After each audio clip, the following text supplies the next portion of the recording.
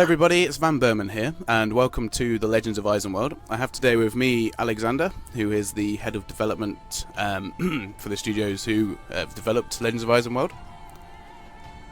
Hi there. Hello everyone. Hello. Nice to be here. If you want to just quickly, you've already gone through it with me, but if you quickly want to go through your job at the in the creation of the game, everybody. Well, you know, as you know, like we have a. Maybe you heard about us, but we are a small studio. Like right now, we have only like maybe 7 people working full time in our office. We have three programmers. We have one art director. We have a script writer, also slash I would say like 2D designer. We have one tester, and and me actually. And what I'm doing, I'm overseeing the whole process of making the game. Like I'm taking care of the finances, of the PR, of the communication, and actually all of the major like milestones of making the game, and maybe probably deciding on the important game design decisions, you know, from the point of view of production, of overall game value, and etc., and actually settling all the little issues or problems we have in our company. So I am head honcho basically then.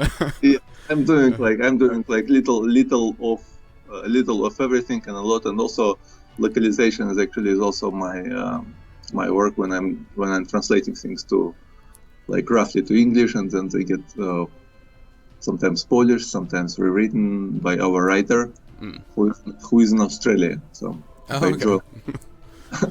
Fair enough. Yeah.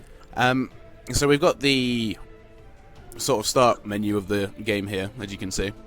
Yes. And as soon as we start, we get to select a hero at the minute. Obviously, I presume there's going to be some description down here, and you'll be able to enter your name and everything at some point. Yes. There will be later something. Yes. So, despite the obvious differences, what's the difference between these 3 main starting people? Well, you know, like it's pretty much 3. You know, the 3 archetypes, the 3 classes of the troops we have in the game. We have infantry, then we have ranged fighters, and then we have supporting units. And basically, the knight represents obviously the infantry, the baroness represents ranged units, and the mystic represents supporting units. And all of them, they will have like a little bit different. It will be a little bit different gameplay with all of them, because all of them have interesting features. Interesting talents, and the knight will be strong in the beginning, the baroness will be a little bit weaker, and the mystic will be a little bit harder to start with, but in the end I think all of them will do good. Okay, well so far the only one I haven't played with is the mystic, because I wasn't sure of his abilities. What does he have to start off with? He has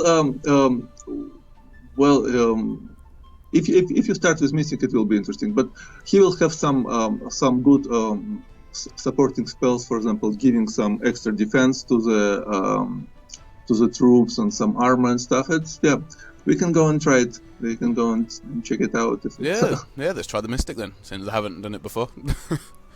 Try something new out and die a couple of times probably. No, I think we'll survive. Well, I should do if I've got the head of development here. we should, but we have jokes in our office that, like, you know, some of us don't play our game really well, you know, because we get too carried away and we forget about some basic things. So we'll see. Now, how in depth are you planning to go with the story in the game? Have you spent more time on developing the battle system or on the story, would you say? Well, you know, until this moment, I think we probably developed much more time on the overall like engine, on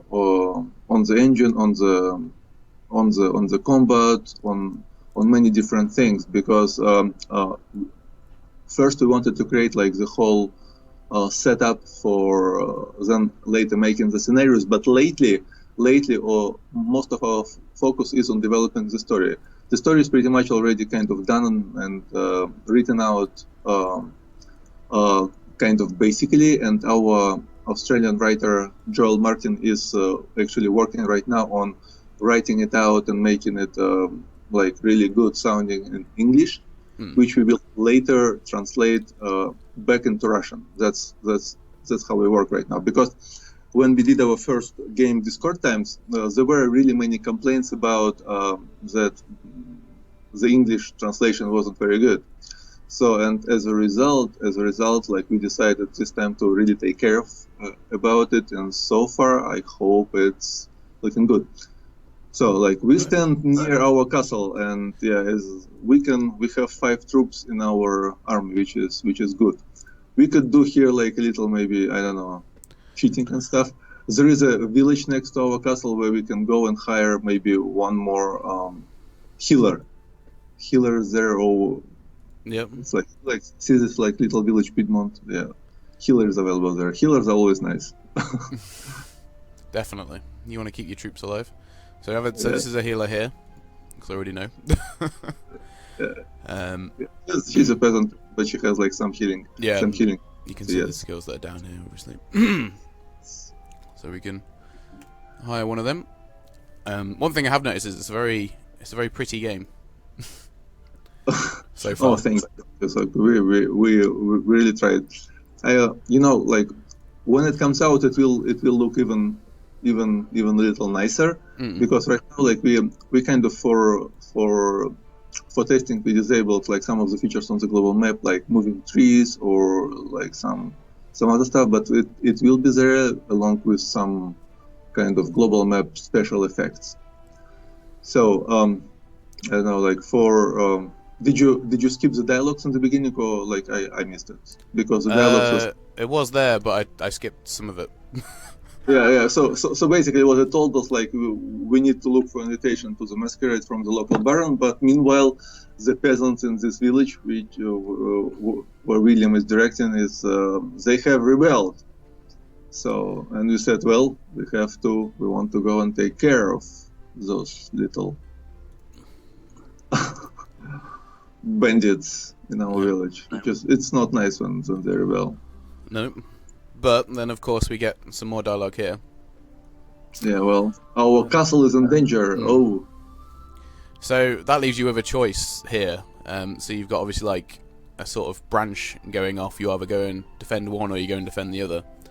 Yes. And from what I've gathered through playing it, it doesn't actually tend to make that much difference. Does it trigger off something for later in the game, or is it just there to sort of judge the player's priorities? Yes.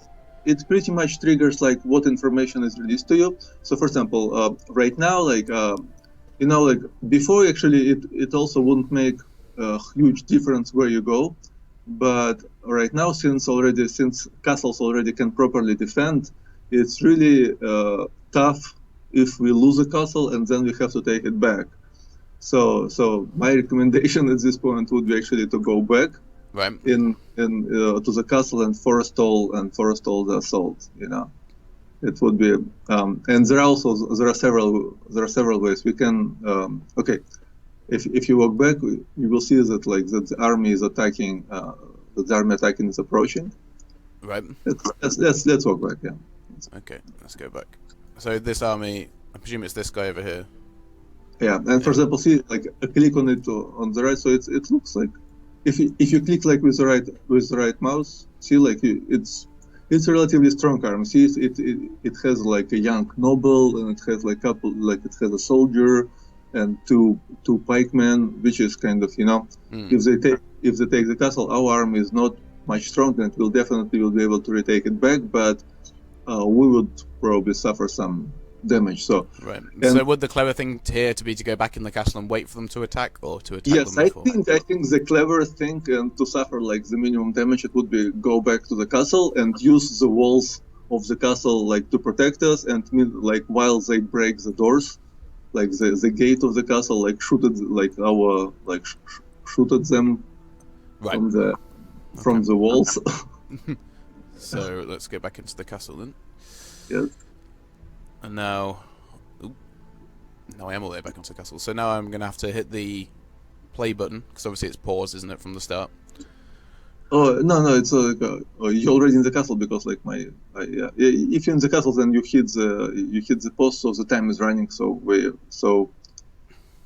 because like we have two modes of playing. One mode of playing is kind of pulse. It means when we walk, everything on the map moves, but when we stop, everything stops. So it's actually it's more convenient start of playing. Okay, so Yeah. see, like all this people attacking the castle, they already like They're already nearly dead. not dead, but they're very close to it. Yeah, Yeah. it's a thing. It's a tough thing to siege a castle. So so now you can go and Mop them up. it's pretty much finished them off. Yeah. That actually leads me on to one of my questions that I've got written down, and one of them Yes. is what other games did you draw on for this style of combat? Well, you know what? Actually, like some of the people actually say that our system is kind of underdeveloped hero system. Well, but actually, it's not, because like if you our main inspiration probably for this combat system was Disciples second part, which is pretty much the combat with, I would say it's almost like card-looking combat, right? Yeah. But we wanted to make a 3D game, and we really wanted to make like a combat as like relatively simple, but at the same time as dynamic as in that game. So, and as a result, like we pretty much developed and extended this card system more, and that's what we have. That's what we have. Like I think so far everyone seems to like this features that we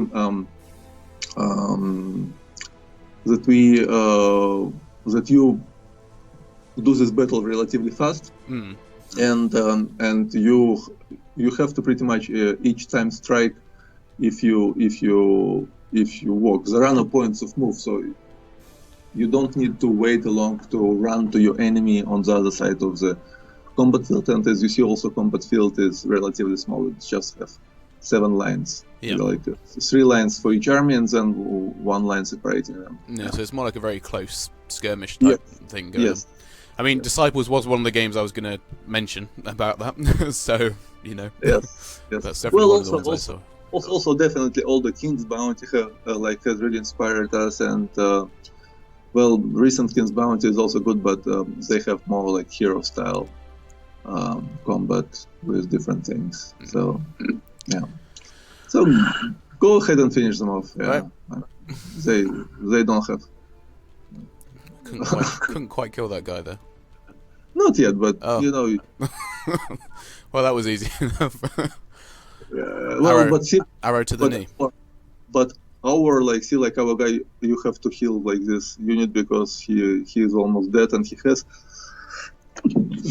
also received 2 wounds in one combat, which is pretty tough. So, like in our system, like units don't actually die on the combat field. They fall, but if they receive like more than 4 wounds, they die permanently. So you have to really take care of them. Right. Yeah. Is there any way to make the wounds go away, or?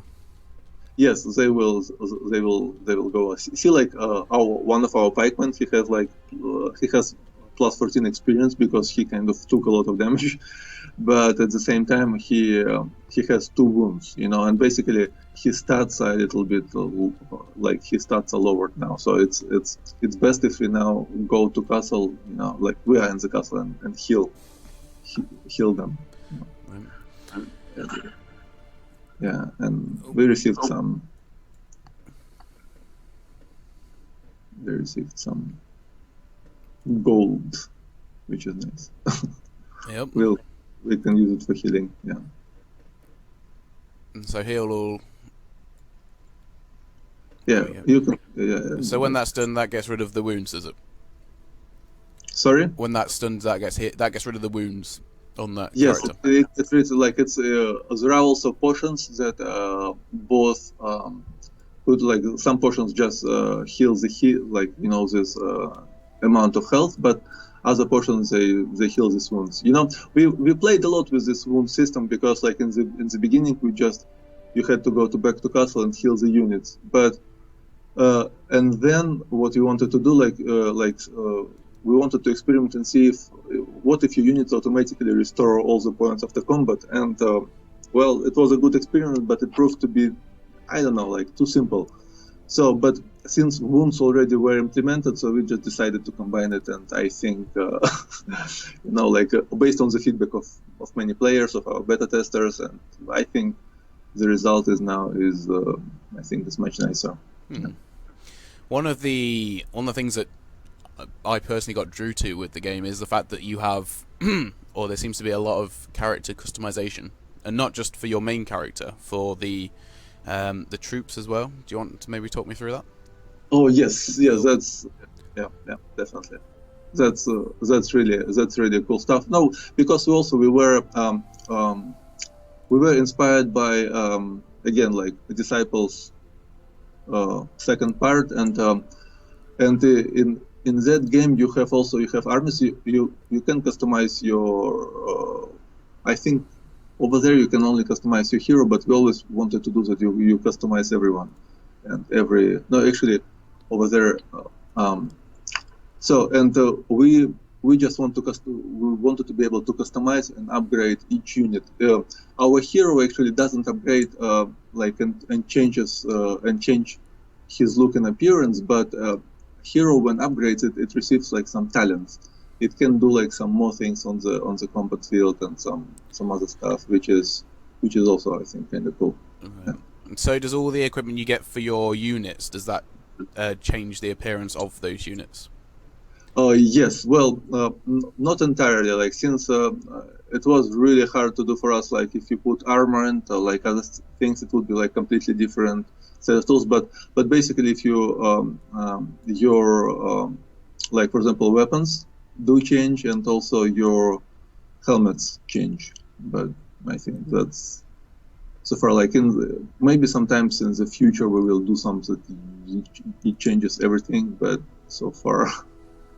It's right. You put it in the upper slot. Bear Claw is a talisman, and you can put in there here.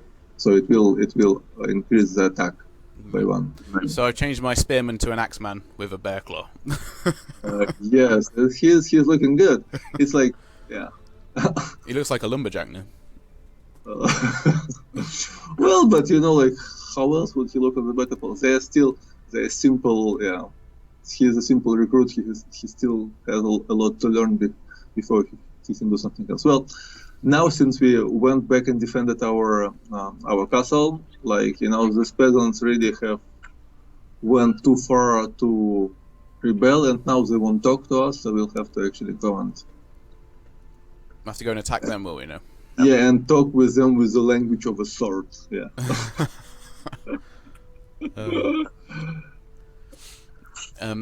So, as with all are there any other features that you plan on putting into the game before release? Is there anything special planned that I haven't seen yet? Anything special? Let me think. Well, like a lot of things that we are putting will be for making the game look better.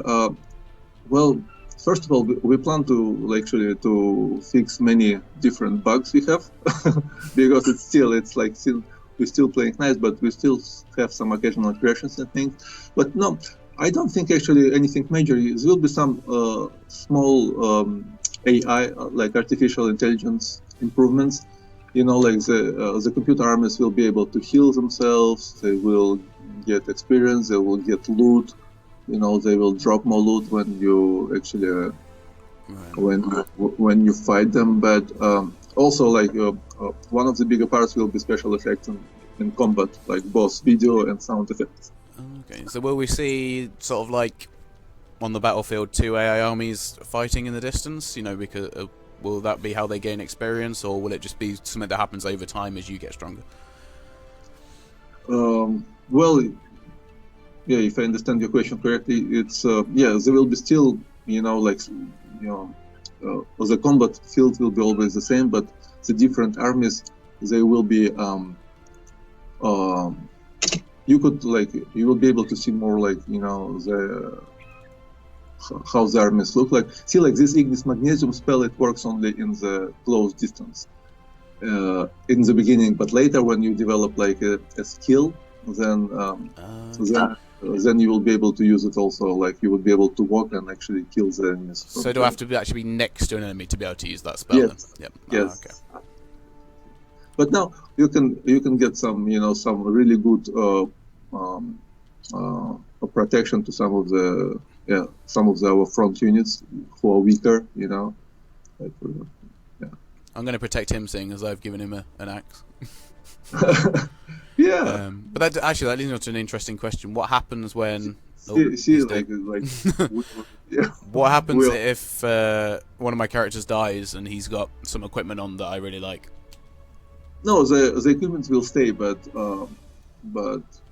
the person will be dead. You can you would be able to bury him and stuff, but equipment you can keep definitely. It's not that you will lose it. Yeah.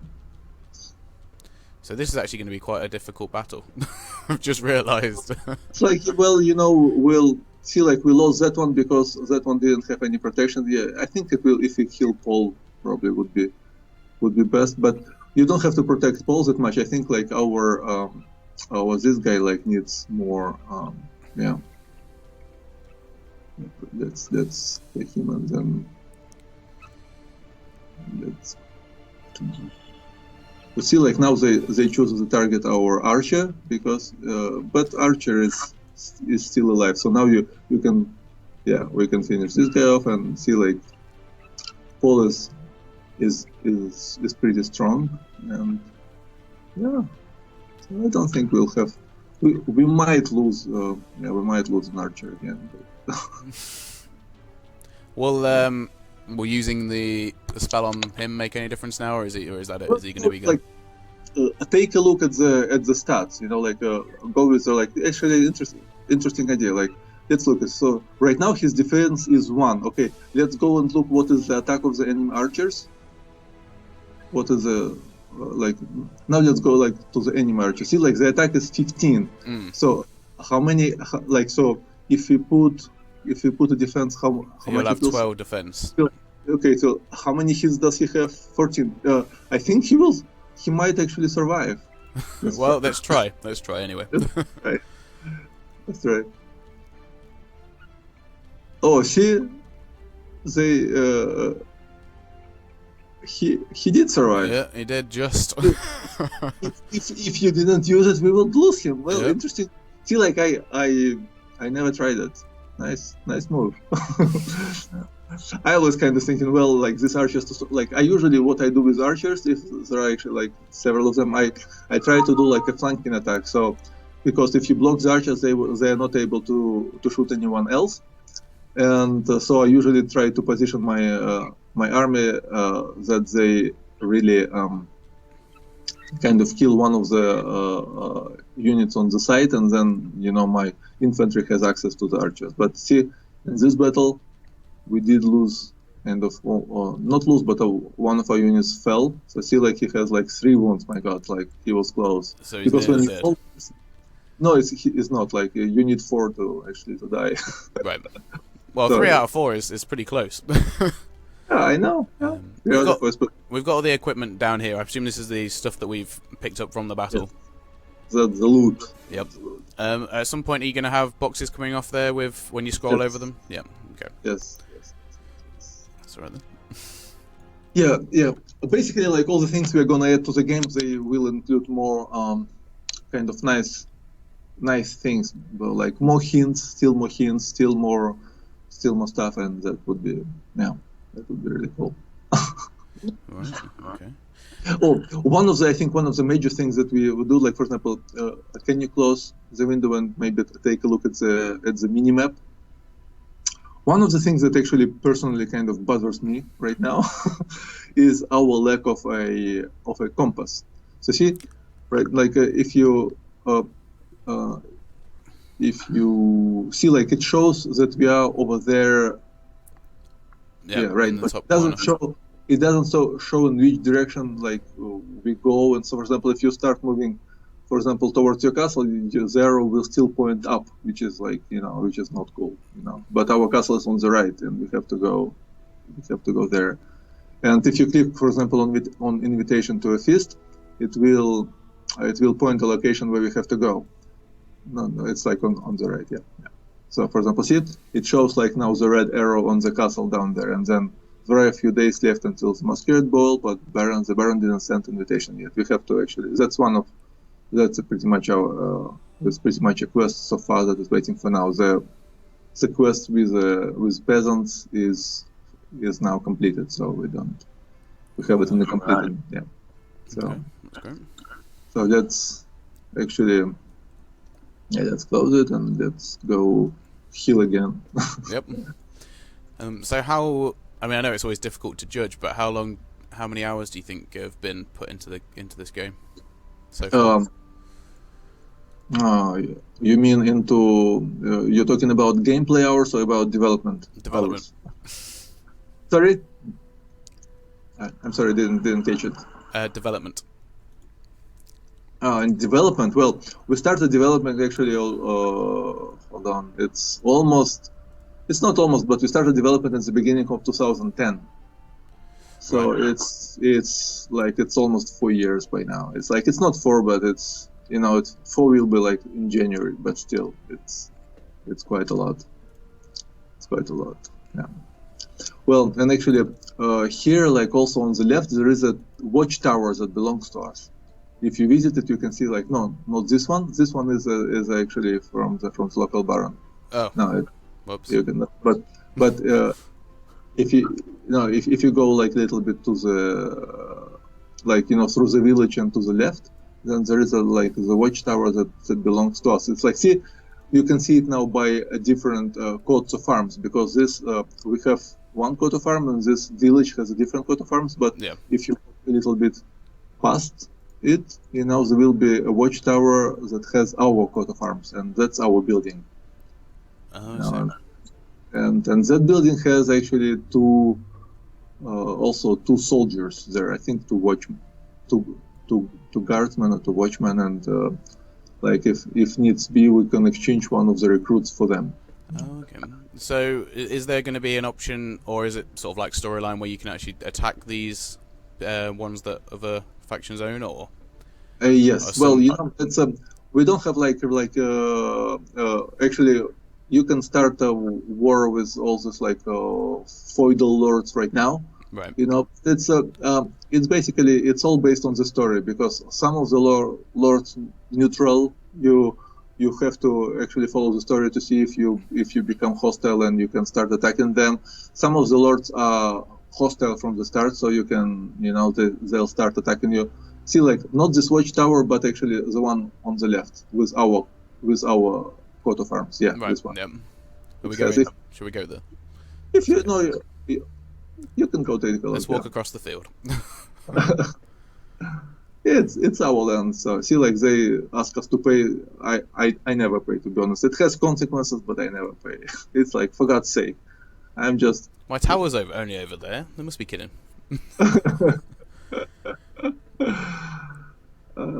Yeah.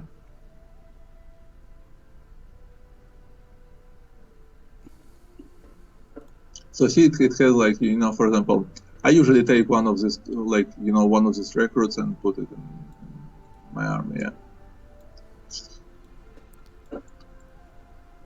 So well, actually, you can leave also a second recruit here, and if you go to a castle, we can actually no, not Paul. Leave Paul there. He's out. Yeah, but if you go to a castle, in the castle we can actually hire an additional archer, which is actually I know already now that he's an upgraded archer, which is nice. So then we have 2 archers, 3 soldiers, and 2 supporting units. It's kind of it's balanced. It's a nice and balanced army. So we're going back to the castle then. Oh yeah, let's go to the castle, because So how does time affect on gameplay and battles and stuff? Do you have a mechanic for that? Yes. Well, actually, we will have a leader, a score leaderboard. So basically, the longer you play, not to our castle. You have to go to the castle of the Baron. Oh. the other one. You see, like if you look at the minimap again, if you open it, you'll see like you saw this like red mark there. That's what we have. Oh, so if we go there. Yes. Ah. And that's where we can hire like an extra archer. Well, the time actually, if you spend too much time, then enemy armies are not sitting and doing nothing. They go, they get experience, and it could turn. It could be that they become stronger and stronger and stronger, and so it's not that like if you wait a couple of days, you will lose the game. No, but if you wait, for example, a couple of months, then yeah, maybe. Right. of the game time, yeah. So on difficulty, are you going to have different difficulty settings, or are you going to have just yes, one? yes, no, we're gonna have like 3 difficulty levels. We want to have easy, normal, and difficult. So on the difficult level, it will be pretty difficult, obviously. But oh damn! See now we crashed. Yeah, Yep. that's what I was fearing. Yeah. Well, that generally tend to happen when a game's in beta, though. Anyway, so yeah. it's one of those. We lost it for half an hour, which is good. But yeah, so unfortunately, that thing still sometimes happens. I don't see like, and this bug is hard to catch because it happens.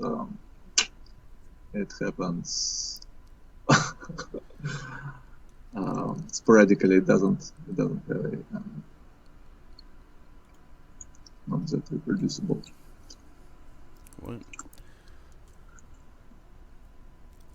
Well, I do have a couple of other questions for you, so Yes. we'll get them out of the way. I actually don't have that many.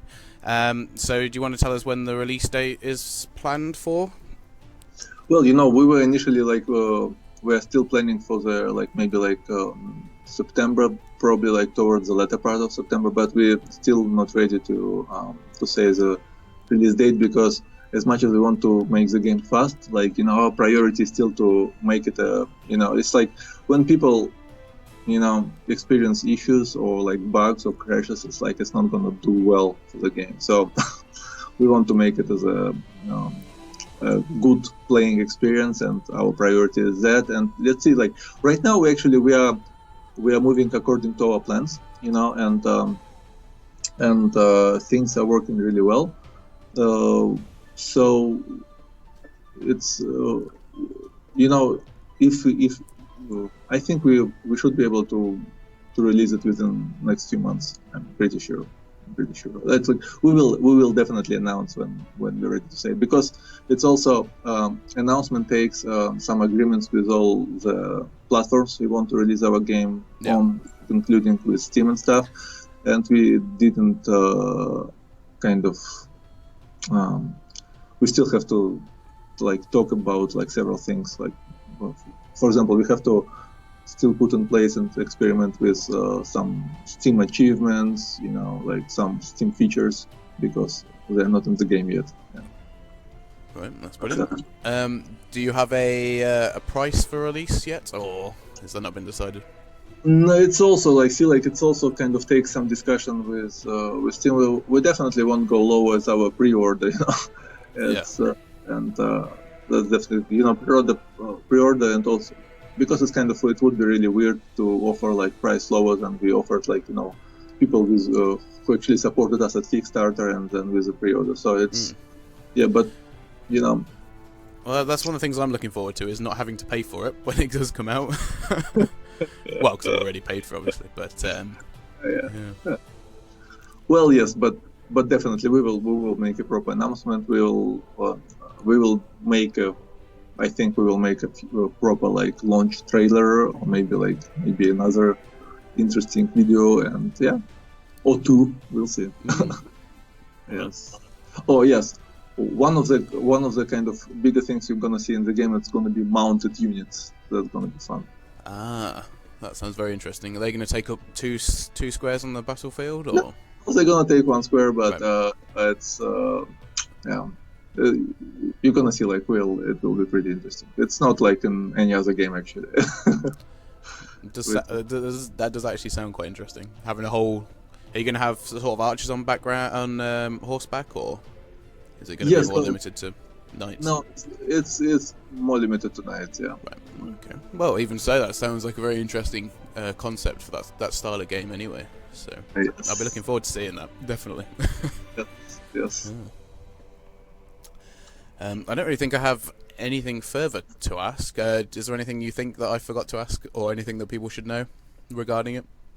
Oh, well, no, I think we kind of, I think we covered like in good length all the stuff what we had. All like many of the features. Like I think, yeah, maybe one of the things that I want to say is that our final game, it won't have just this one scenario that is right now, like the Masquerade. It will have this scenario, and it will have a campaign consisting of 7 connected scenarios. So it's just going to be starting a new game, and then that game will have those 7 in there. Yes. Yeah. It will have a large campaign, which is also kind of analogous to the Saga and Disciples. So basically, it had like simple stories. Mm-hmm. Our Masquerade is not as simple as those stories, but our campaign is kind of, it's really it's a story-driven thing. It's non-linear. There will be like many different turns and secret quests and secret things, and yeah.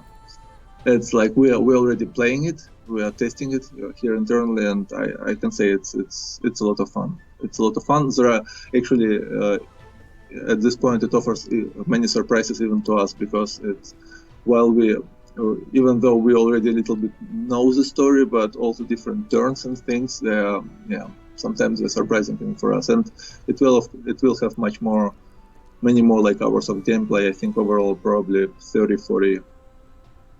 I think when it's done. Yeah.